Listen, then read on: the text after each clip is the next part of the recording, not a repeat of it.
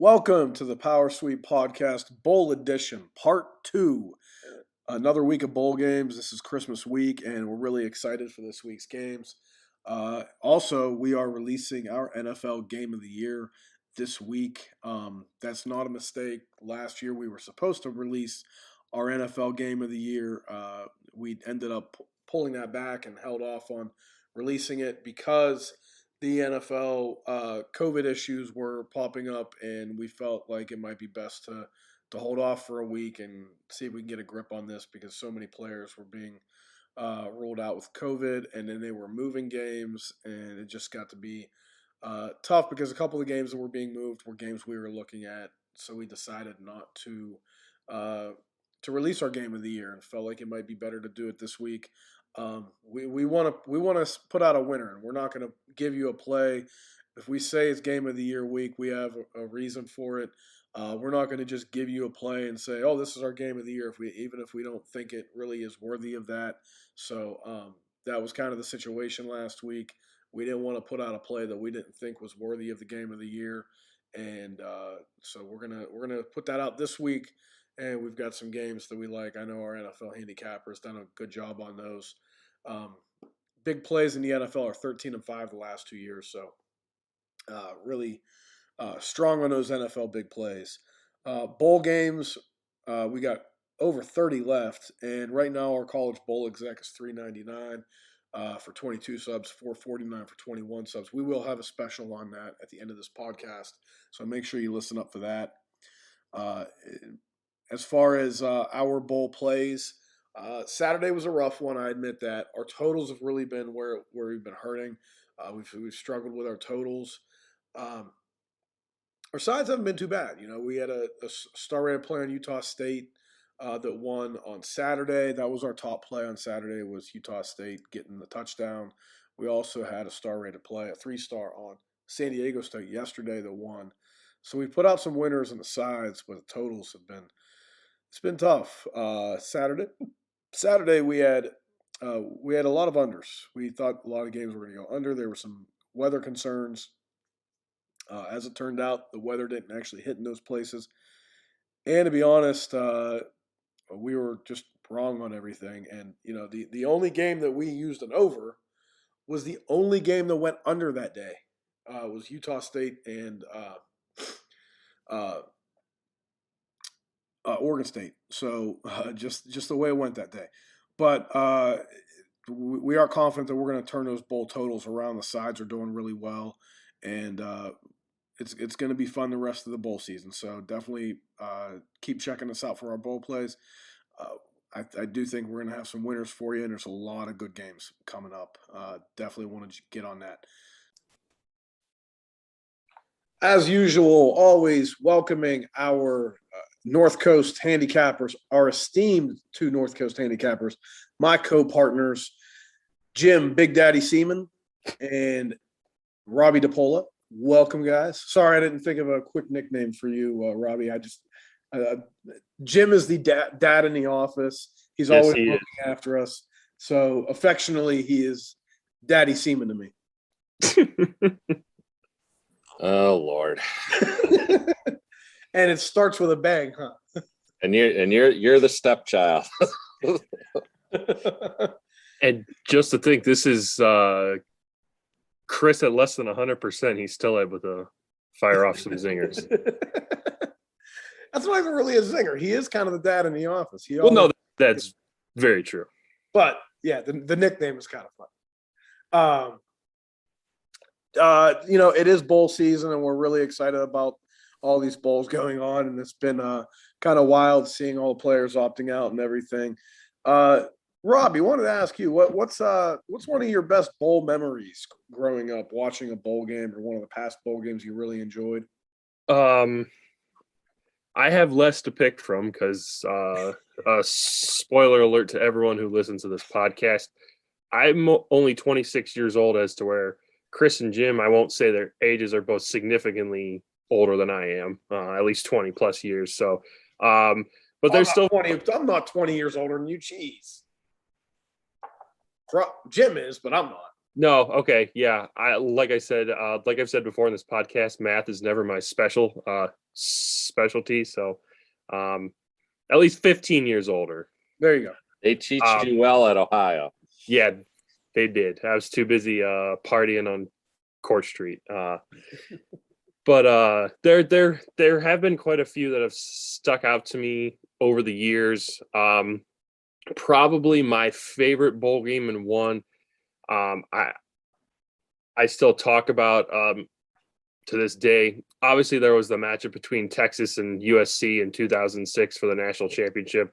But probably the most entertaining bowl game to me was the Fiesta Bowl when Boise State upset Oklahoma. To me, that was the most entertaining. Like I still remember sitting in my aunt and uncle's house in the living room watching that game happen. The hook and ladder play, the Statue of Liberty play, because that was really, I mean, you had Utah with Urban Meyer, who went to a BCS bowl game and won before that. But to me, in my football fandom, because I would have been in seventh grade at the time, sixth, seventh grade at the time, to me, that's the first game I remember where it was like an upset. And to this day, like I'll still go back at least a couple times a year and watch highlights of that game just because it's so cool to see them pull out that hook and ladder play, to pull out the Statue of Liberty play. And then Ian Johnson proposes to his girlfriend on the sideline. All in all, that's probably my most memorable bowl game of my lifetime. I wonder if Ian Johnson and his girlfriend are still together. Are they still married? Are they happily ever after? I hope. That was such a good story. It would be disappointing if they got like married and then divorced like 2 years later and like they hated each other afterwards. That would be kind of a depressing ending to that story, right? Yeah, that would be. Like that. Let's hope they're still married and they've got like 10 kids and the happiest couple ever. I hope so. Jim, what's your favorite bowl memory? And I know you have a lot to choose from. Yeah, you're gonna say that I have a lot more than the rest of you. Okay. Probably mine is I think it was the 96 season. So I guess it would be the 97 Rose Bowl between Ohio State and Arizona State. Because I remember hearing everything was about Jake the Snake Plummer and he was gonna just wipe out and Ohio State and everything. And John Cooper was the coach, and he was just like 1-5 or 1-6 in bowls at the time at Ohio State. And he had actually coached at Arizona State prior. And I remember Ohio State got a field goal blocked, and it looked like the Arizona State ran it back, but there was a penalty. So they still drove down the field, and Jake the Snake Plummer got a touchdown with like a minute and a half left.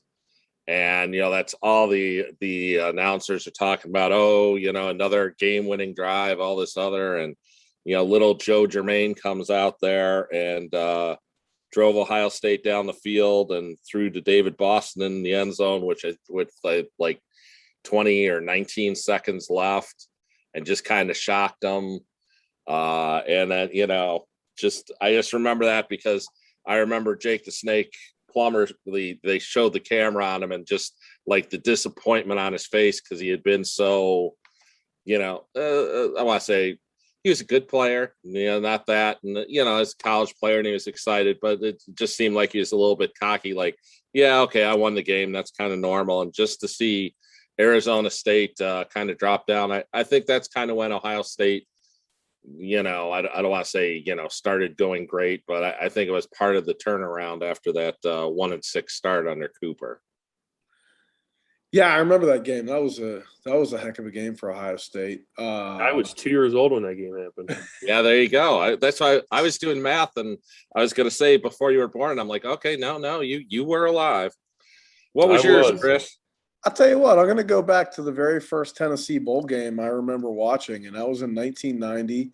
It was the Cotton Bowl, and back when the Cotton Bowl was played in the Cotton Bowl in Dallas, and Tennessee took on Arkansas. It was a back and forth game. Chuck Webb was the running back for Tennessee, and he had a big game.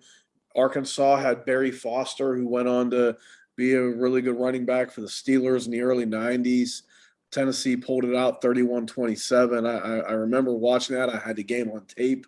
I watched it a couple times on tape because I was one of those. And you're talking VHS tape. VHS tape, yes. For those people that remember what a VHS tape is, or know what a VHS tape is. You didn't have one of those beta ones. No, this was before DVR, so we couldn't just DVR the game. You had to tape it, and then you had to fast forward through all the commercials when you taped it. It was a real pain in the butt, or you just sit there and watch the commercials, which is not now. To be honest, now if you go back and watch an old game, the commercials are part of the fun part because True.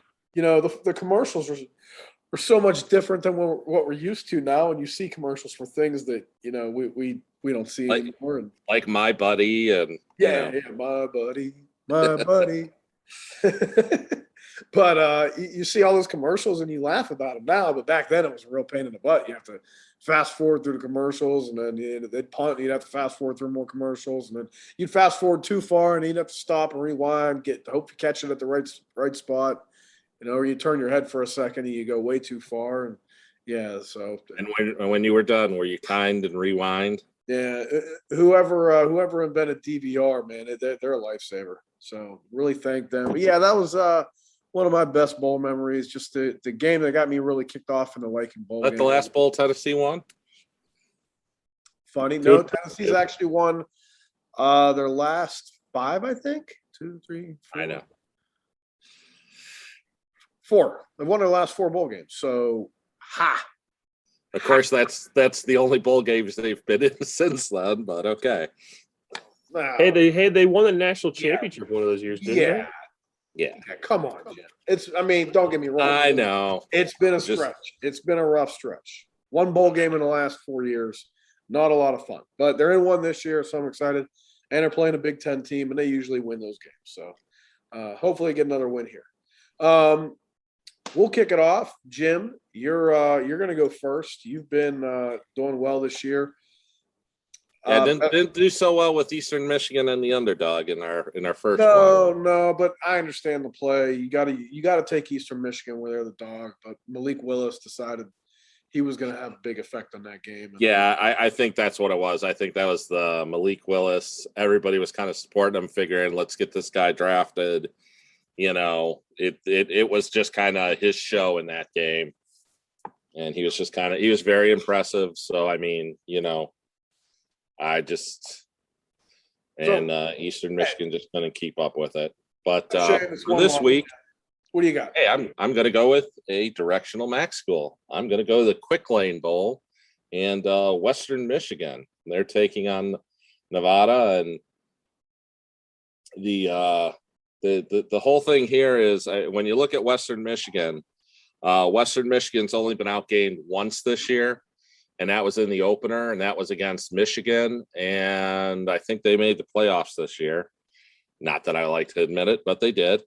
So, I mean, other than that, they've outgained every team. Their 4 losses, it's all been turnovers. They were -4 turnovers at Ball State, -3 against Central Michigan, 2 against Toledo, and 2 against Eastern Michigan. Their other 8 games, they're combined +8 turnovers. So as long as they don't turn the ball over, they're golden. They did beat both teams that made the MAC championship game. They beat Kent State 64-31 with a 648 to 362 yard edge. They also beat Northern Illinois.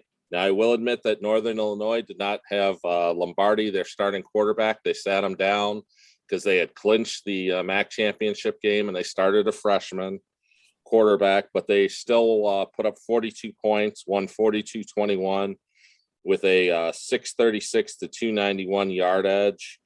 So they beat both teams there in the MAC championship game. Nevada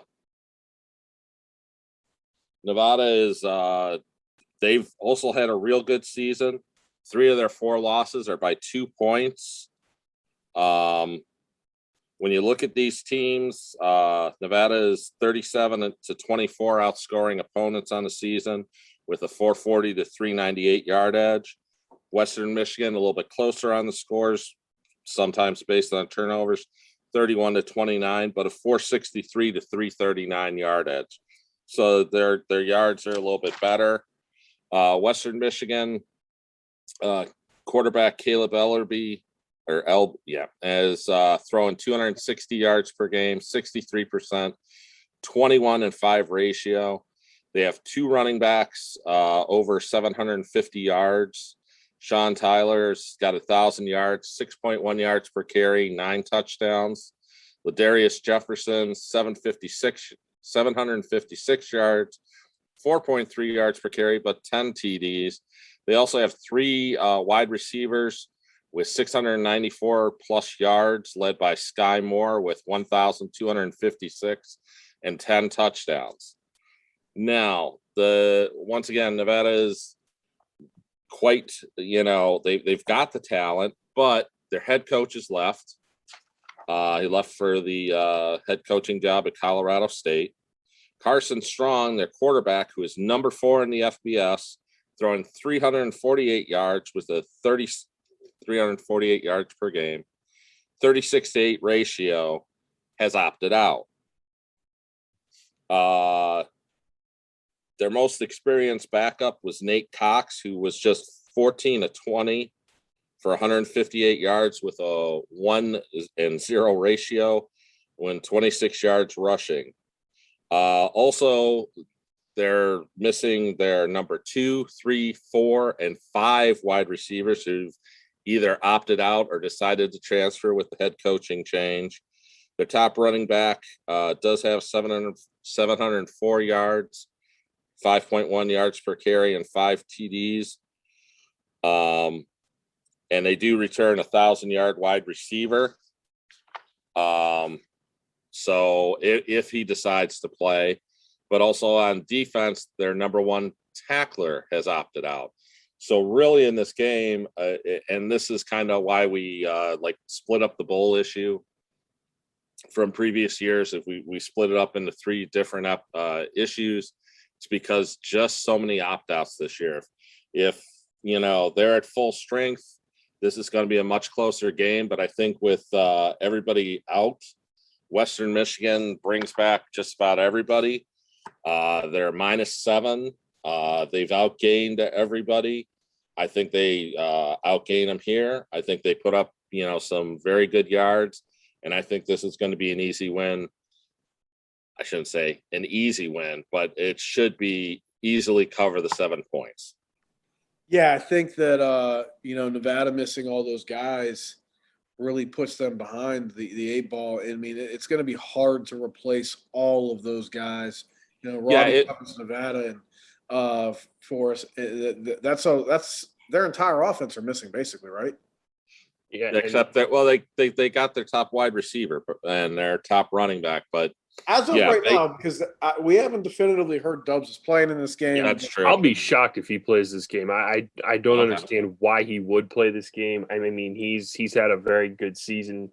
I mean, he might want to play, but yeah, it would just. I mean, there's still 5 days till this game's played, so anything can happen. As of now, he is, but personally, I'd be shocked just because he's helped his stock out this year a lot for the draft. So Robbie, could he set any the season record in receiving? I'd have to look. I don't know off the top of my head. He's had a really good year. I mean, he's caught 80 passes for 1109 and 10 touchdowns. So, or 11 touchdowns. He might, but I gotta think he'll sit just because he's gonna get drafted. He's gonna be a draft pick. So, I mean, I could be wrong. I have been before, but it's just hard for me to see him playing this game.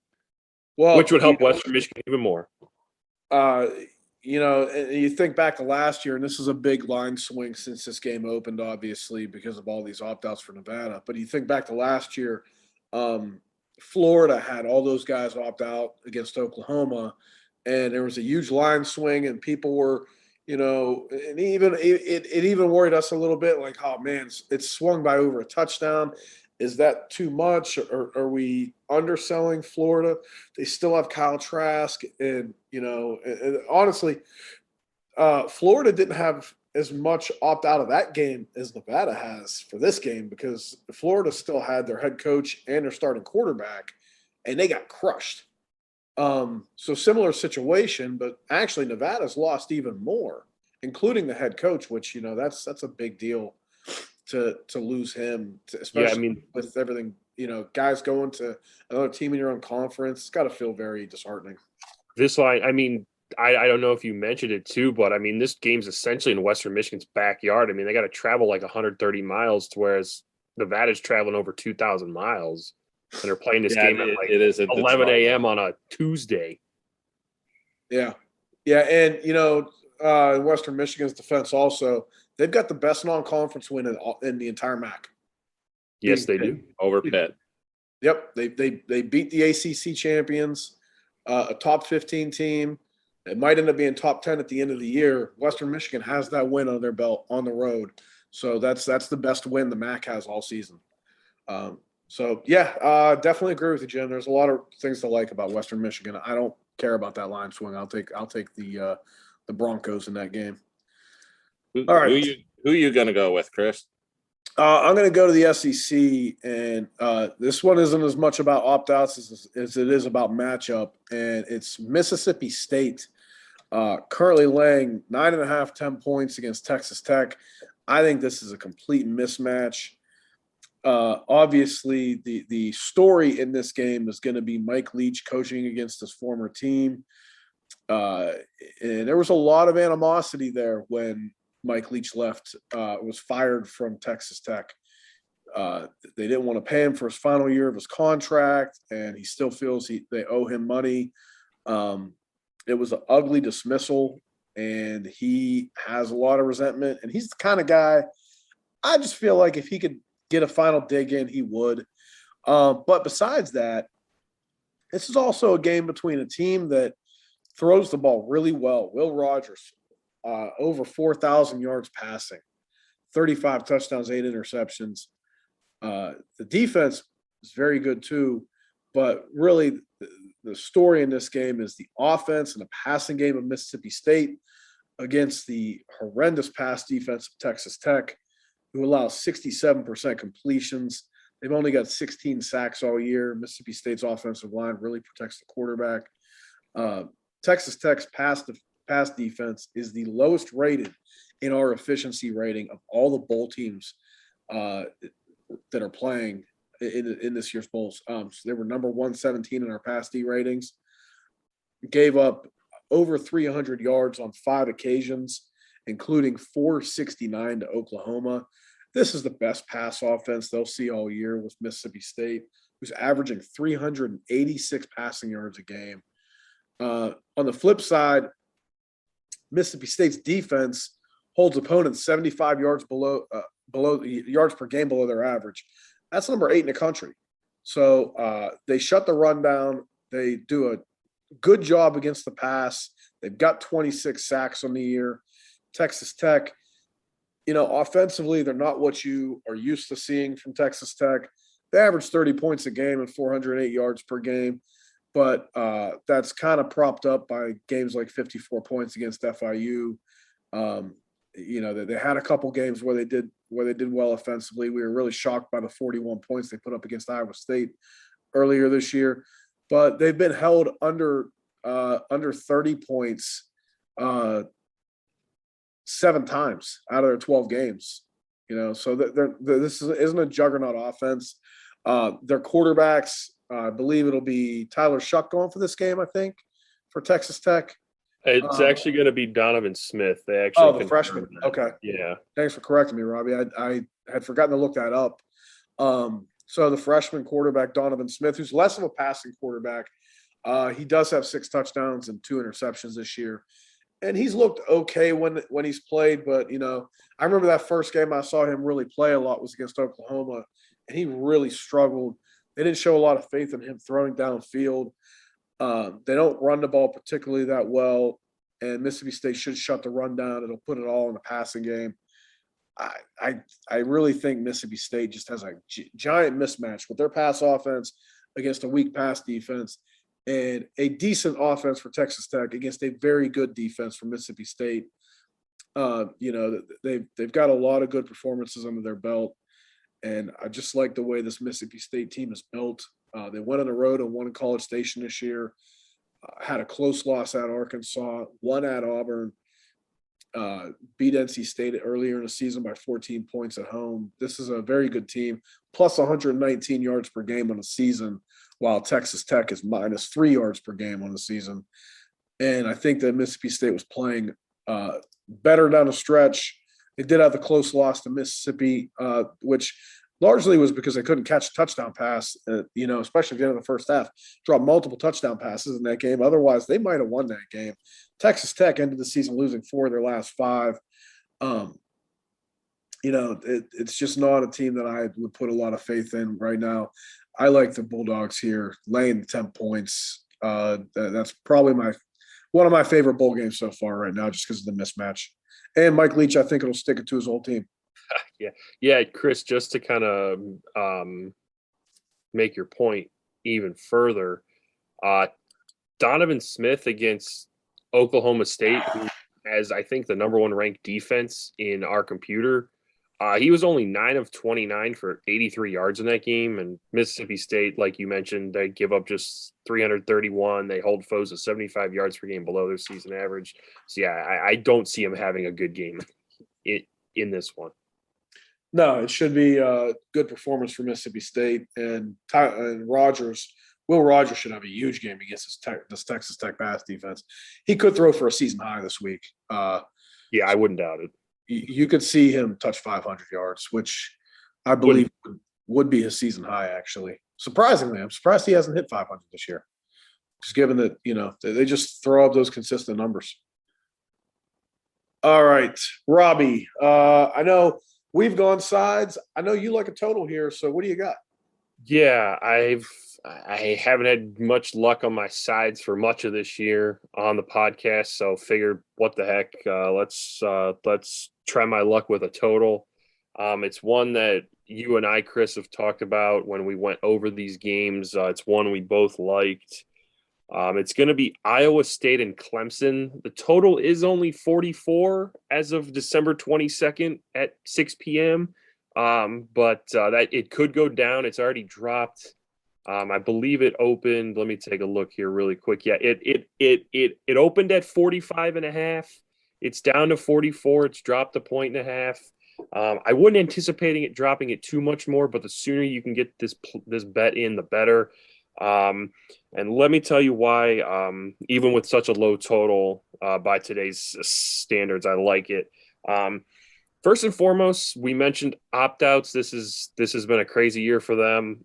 And Iowa State loses arguably their best player on the offensive side of the ball in running back Brees Hall, who he's an All-American, had an All-American season. He ran for 1,472 yards, 5.8 yards a carry, and 20 touchdowns. He also had 36 catches for 302 yards. He's not playing in this game, and Iowa State is a team, while they do have a good quarterback in Brock Purdy, they are a team that likes to run the ball.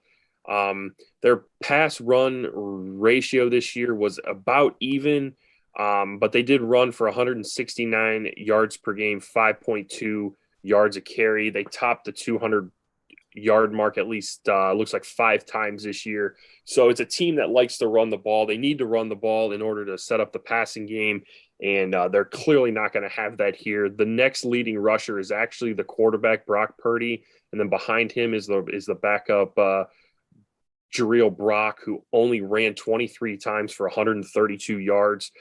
So not much experience there. Iowa State does have Xavier Hutchinson at receiver, who was Purdy's favorite target. He had 82 catches for 953. And they do also have an All-American tight end in Charlie Kolar, who had 723 yards, 58 catches. So 2 targets that Purdy still has. But again, without much of a run game, Clemson's defense, especially their defensive line, which is still very talented, is going to just look to get after Purdy as much as they can. Like I mentioned, Clemson still has that strong defense. They gave up just 309 yards per game and held foes to 84 yards per game under their season average, which was sixth best in the FBS. They do also have 41 sacks on the season, and they do face an Iowa State offensive line that, while they gave up just 20 sacks this year, 7 of those came against Oklahoma, who had a very good pass rush. So when they face it, they didn't face many teams that had a good pass rush, but when they did face one in Oklahoma toward the end of the year, Oklahoma was able to get pressure on them. And especially without that run game, they're going to rely on Purdy more.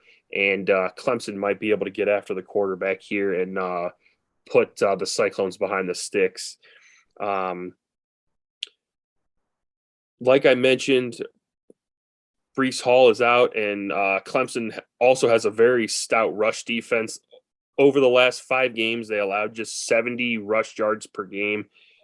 So again, it's a team that's not going to give up a ton of rushing yards. But another reason why I like the under is because you have another team in Iowa State that has a pretty solid defense of their own. They gave up just 310 yards per game and held foes to 77 yards per game under their season average, which was 12th best in the FBS. Clemson's offense took a nosedive compared to years past. Granted, they did lose the first overall pick in the NFL draft for 2021. So naturally, you're going to have some sort of dip. But they're going to be without their top receiver, Justin Ross, who's out for this game. One note, Iowa State won't have their starting nickelback or a starting cornerback. So that is a kind of a concern, but Clemson without their top receiver lessens the impact of that a little bit, but definitely something to watch. However, Iowa State has a talented pass rush of their own. They collected 32 sacks this season, led by All-American defensive end Will McDonald, who collected 10 sacks himself. As I mentioned, DJ Uiagalelei, I think I said that right, only hit 55% and just had a 9-to-9 ratio. So definitely not the season they were hoping for him. Clemson did rush for 171 yards per game on the season. However, Iowa State allows just 122 rush yards per game this season. Like I said, I think Iowa State still has talent on the offensive side of the ball. They're just going to have to move the ball largely with their passing game. And with Clemson's stout defense attacking the quarterback all game, I feel like that's eventually going to wear down the Cyclones, and they're going to have problems, especially if they get behind the sticks. The only thing here that would worry me really with the under is Brock Purdy throwing a key interception. He only threw 7 of them this year, and I believe 3 or 4 of them were in one game against Iowa at the beginning of the season. So he got most of his interceptions out at the beginning of the year. However, that does worry me a touch, but not overly concerned with that. And Clemson, like I said earlier, that their offense wasn't what it had been in the past, and especially against good defenses. They only put up 3 points against the Georgia Bulldogs at the beginning of the year. Only had 21 in overtime against NC State, 19 against Boston College, 17 against Pitt, 17 against Syracuse. When they started playing teams with weaker defenses toward the end of the year, they put up 48 against Wake Forest, 44 against UConn, 30 against Louisville. But Iowa State's got a solid defensive unit, and to me, it's the first to 20, I think, wins this game. To me, I think this is like a 21-17 game. I think Clemson wins a close game, but even at 44, I see this game going under the total. Yeah, I'll tell you what. I don't think Clemson can light up anybody's offense or anybody's defense. Even without their nickelback and corner, just DJ Uiagalelei doesn't do it for me. He's been pedestrian all year, and it just doesn't seem like it's going to get any better. No, and you have to come to play. Yeah, and you have to wonder what Clemson's motivation is, because I mean they're used to playing in the playoff every year. And I mean, they're playing in a game, but I mean, really, this game has no significance to them when they're used to playing for a championship every year. So you have to wonder what their motivation is going to be here. Yeah, and they're without both their offensive and defensive coordinator. So this is definitely an interesting game. See how they play with Yeah, less at stake. right. All right, we're gonna wrap it up. Jim, anything to say to the listeners before we kick it out for the holidays? Well, since this is the Christmas week, Merry Christmas to those who celebrate, and stay safe out there. Try to stay healthy, unlike some of us. And that's about it. Merry Christmas. And Robbie, anything to close? Yeah, just the same. Hope everyone has a good holiday. Be safe on the roads.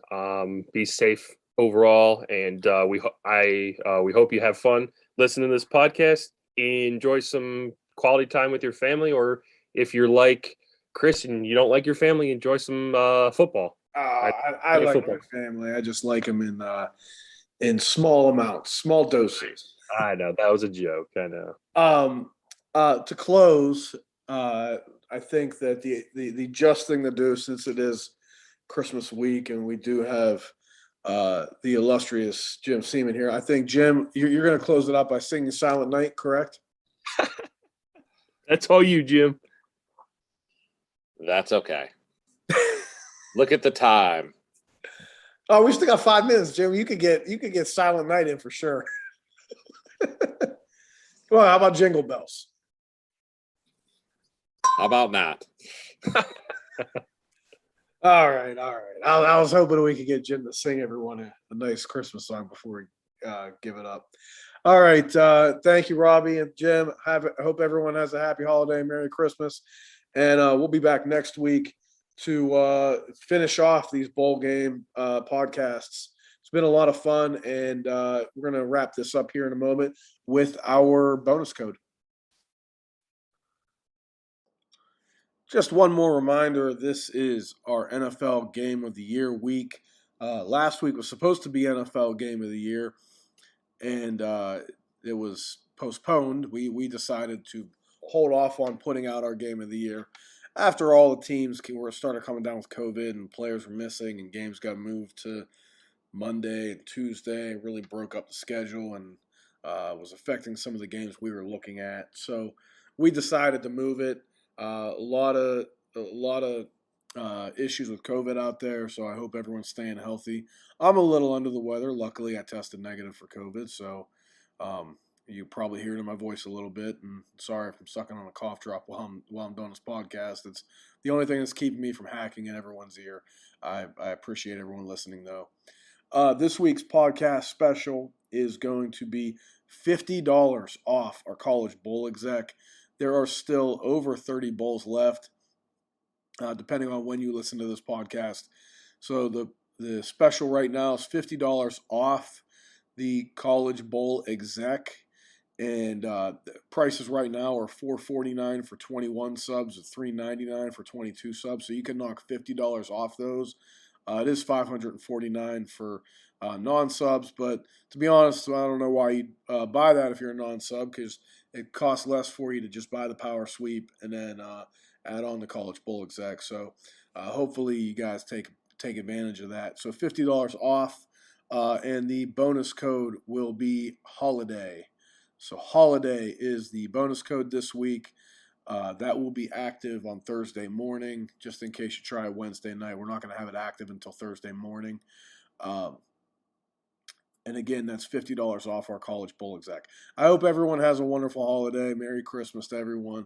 And I hope everyone stays healthy, enjoys this next week of football, some of these bowl games, and hopefully we have an NFL Game of the Year winner to let you help you enjoy your holiday and give you a little extra bonus cash and make up for spending all that money on Christmas presents and the Christmas liquor. All right. Thanks, everyone. And we'll talk to you next week.